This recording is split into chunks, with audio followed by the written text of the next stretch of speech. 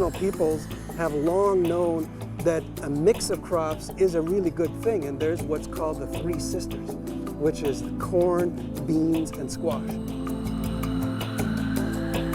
What I'm holding in my hand here has an incredible amount of life in it. And there are more than 6 billion living organisms in one handful of soil. Now that's what I call a beet.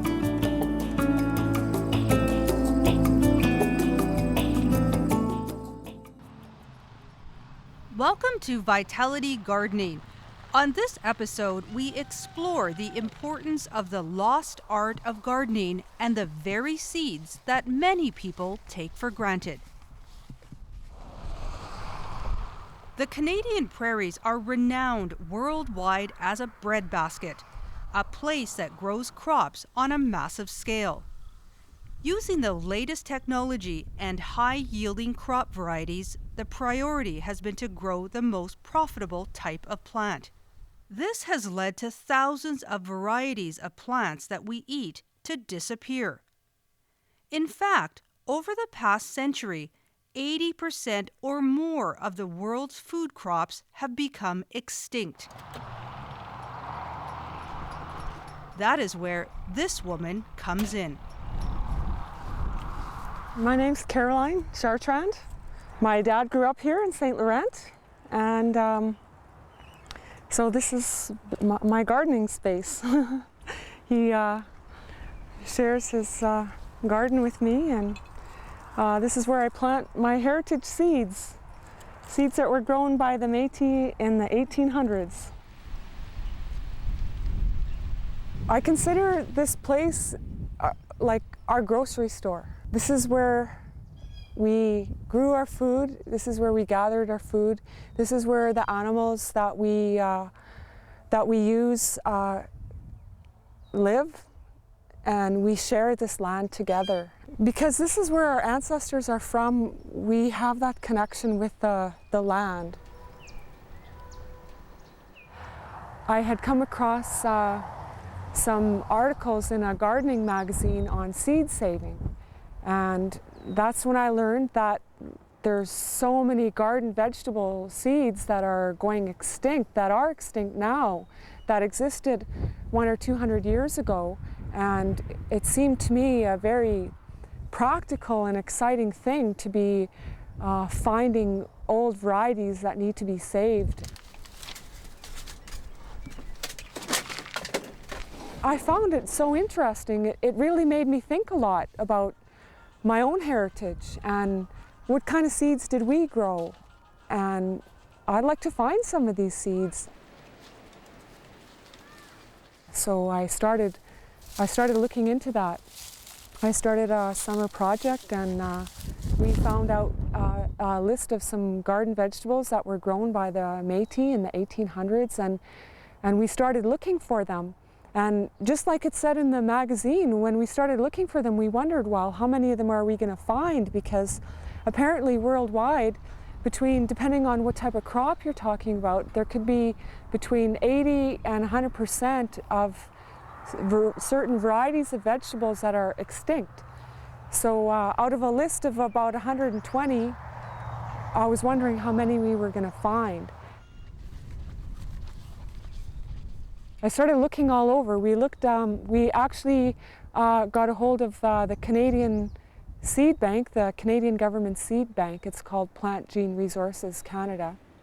And we faxed them our list, and out of our whole list, they only had about 4 or 5, which was quite amazing.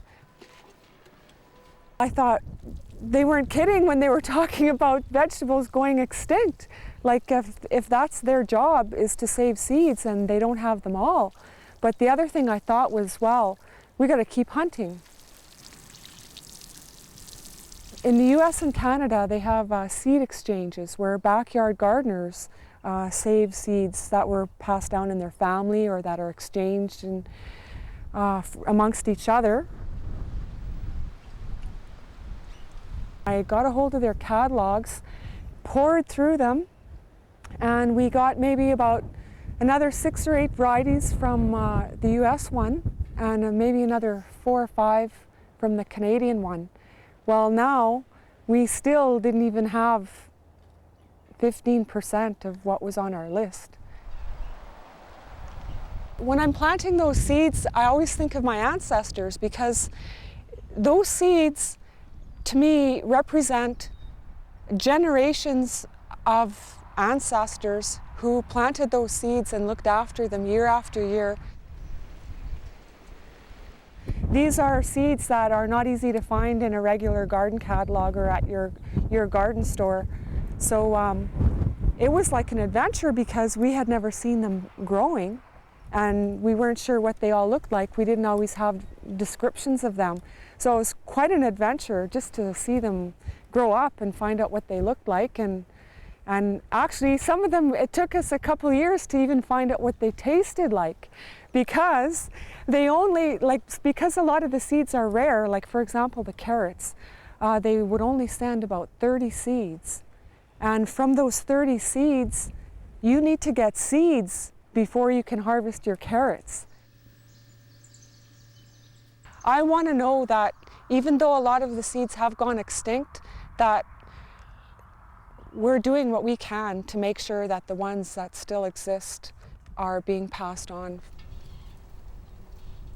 It's a part of our culture that has in a large part been lost. And it's not actually just the Métis culture, but it's around the world. There's a lot of factors today that make it really challenging for people to continue growing and saving our seeds. I just think it's really important to actually practice it and to maintain those skills in order to be able to pass them on. I see us all being one. We're all one and the same. We're made from the soil. The food that we eat ultimately comes from the soil, comes from the land. That's why I think that relationship is really important.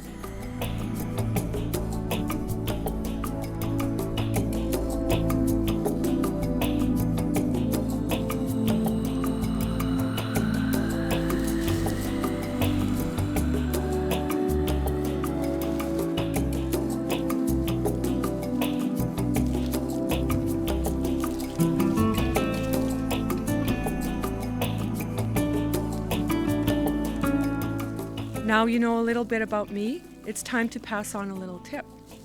This plant is burdock, but this technique can be used on many plants. Oh, the secret to transplanting successfully is to try and get as much of the root ball as you can, and to try and expose the roots as little as possible to the air and the wind and the sun. And as soon as I'm finished digging this up, I'm going to water it right away. You don't want those roots to dry out. And then the next part is to transplant it as soon as possible. I hope I've planted a seed of interest that inspires your seed-saving adventures. Coming up next, Caroline heads over to my place to help me plant my front garden.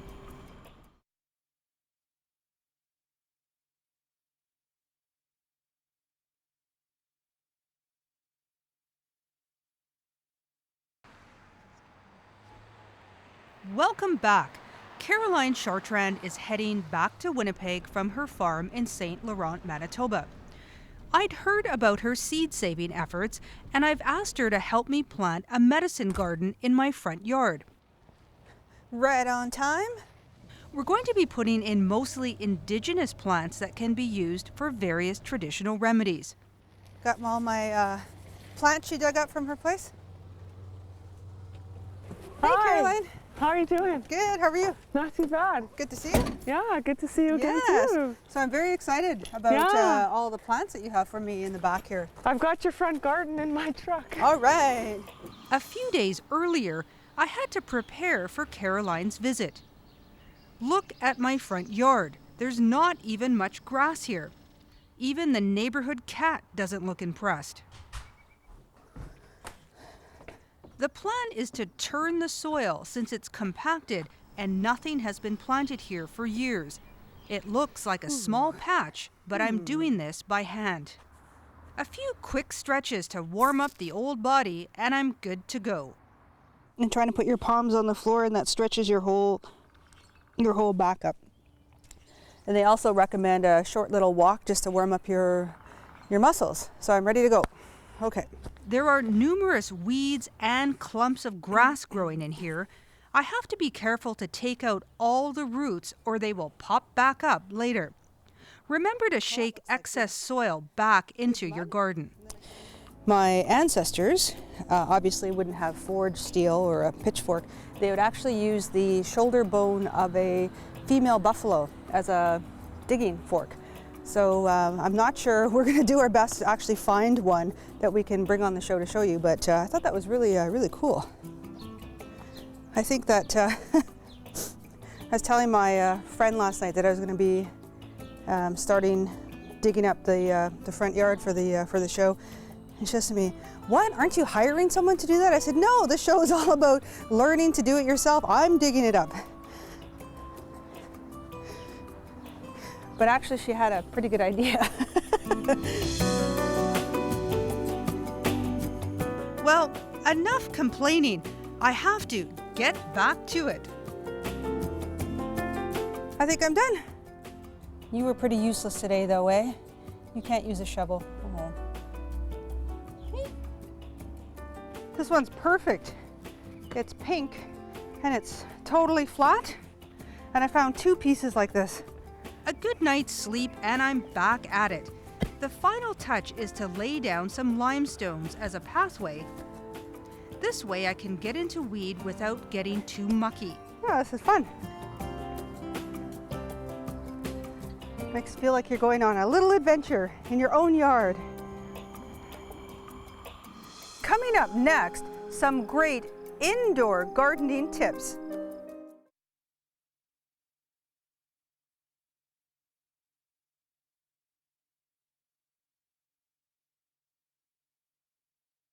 Got my pitchfork. Welcome back. I've been dreaming about transforming my front yard into a garden full of healing plants. I've turned the soil and laid down a walkway. I'm finally ready for Caroline, who will be helping me put the garden in. I've got your front garden in my truck. All right. Well, what do you have here? Here we have some asters, wild peppermint, meadow rue, wild raspberry, wild roses, and in this tray. Oh, that's so pretty. We're putting in a total of 14 plants. Here's an overview. Common burdock. The roots can be used as a blood purifier. Giant hyssop. The flowers are a natural breath freshener. Western jewelweed. The leaves of this pretty plant can be used as a remedy for poison ivy. Veiny meadow rue. This plant attracts beneficial insects such as bees. Prairie sage. Sage can be used for urinary disorders. Sweet cecily. Its leaves and seeds can be used as a sugar substitute. Sweet scented bedstraw.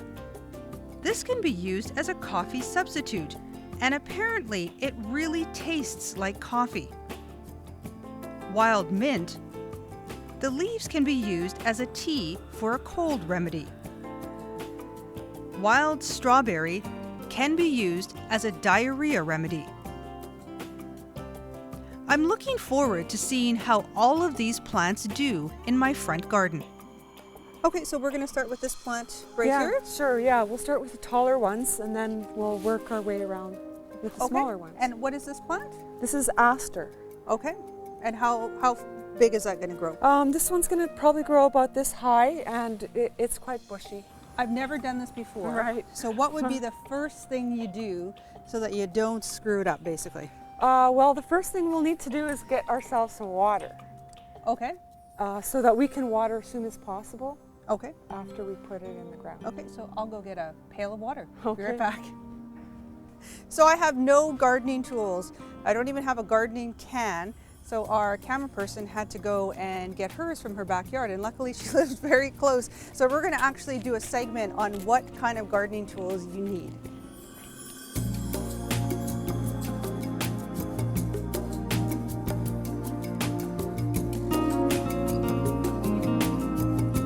So Caroline, what's the first step in planting this plant? Okay, the first step actually would be to make your hole. Plant one right here. And your soil is nice and soft. You don't even need a shovel here. Then tip it upside down, give it a gentle tap. And there's several plants in here, so I'm gonna just gently pull out one of them. I like to hold my plant just above the root.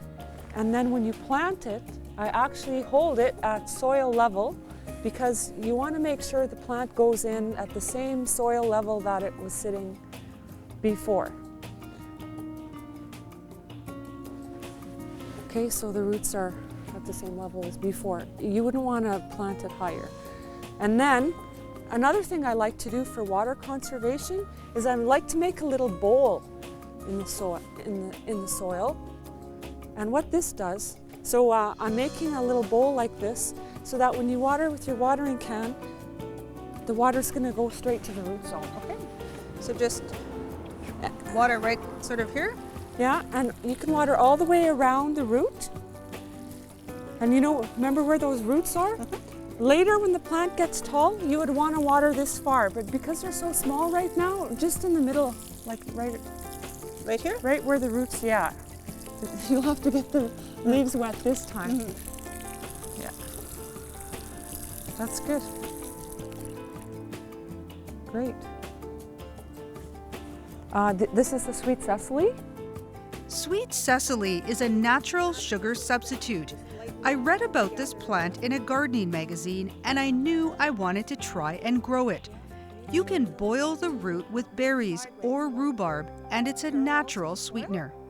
So they don't need to be very deep. Level? And then filling it in. We get busy as the light is falling quickly. We'll tackle the rest of these when it's warmer and the sun is shining tomorrow. Okay, that sounds great. And I guess after I just dig this last hole, I'm also going to layer the straw mulch around the edges of the plants. And what will that do? That'll keep the weeds down, and it'll keep the water. It'll help us conserve water. Great. Okay. Well, I'm calling it a night. Okay. Can hardly wait to see what it's going to look like in July. July. In the daylight too. Yeah. All right, welcome back. We're here at St. Mary's Nursery, and I'm joined by Carla Hersena, and she's been gracious enough to show us how to repot my spider plant. And this is a plant that I've had for many, many years, and I was going to repot it a few weeks ago, and I actually pulled it out, and it is just root bound. The roots are just wound and around and around and around and around. So I thought to myself, why not do a segment on how to deal with something like this? You know what? It's perfect. When you're dealing with houseplants after a number of years will get pot bound, and what we have to do is at that point, just like outdoors in the garden, do splitting and dividing so that we create nice healthy plants again. Okay. And how do you tell when something is root bound and when you should sort of break it up and transplant it to another pot? Plants will sometimes give you indicators that are in through here. The most common one is if you're looking at the roots of a plant and you'll see that the roots are coming to the surface, or they're breaking through the bottom drainage holes, or even sometimes in some cases softer celled plastic pots will even get distorted by the volume of roots that are in the bottom of the pot. Okay, so this plant will actually divide into 3 plants? Probably, you know what, when you're looking at it, you probably get 2 or 3, because spider plants have a tendency to divide up quite a bit. Anyway, we've got our plant choices, or our pot choices. I'm just going to stick these over here for now. And what we'll do is we'll lift the plant out of the existing pot that you have it into. And this is where we're going to get dirty. slide it out, and you can see the intensity of some of the roots that are going through here. Spider plants have very fleshy root systems that are in through here, so they're all kind of girdled up and through the side. And if you gently pull things apart and start getting things loosened up, then you're able to sort of see what there is. Sometimes a knife does help. I'm not going to step it in there. And on this one to itself, I look at basically the shape of the plant, and I start looking at, right now you can see we're just loosening it up. It starts to, you're able to just break things apart. Okay, and by pulling things apart, I'm able to take the natural sort of elements. Again, the knife you're going through, but this is just basically taking the pieces where it's going to go through. And if it's not working out properly, then just using a spade, bring it into it, and again, just gentle cutting. So you're not cutting through everything. See the fine roots that are there? So we've pulled them apart and we've kept those intact, but we're just gently trying to pull these guys apart. Okay, and we still have a good portion of the roots that are elongated down and through there and keeping the mass together. We're going to gently separate these guys, and a garden trowel will go through, and just gentle ease of moving things apart. Okay, this one's a little bit harder because we're coming off the main crest that's in through here. So we're just pushing it through and then just gently easing some of the roots that are going through this separation. Those are tough roots, aren't they? These are tough roots.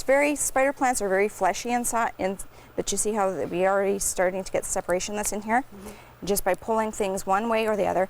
It's like taking a ponytail and splitting it. And you'll see which roots want to go to which plant. Okay. Okay?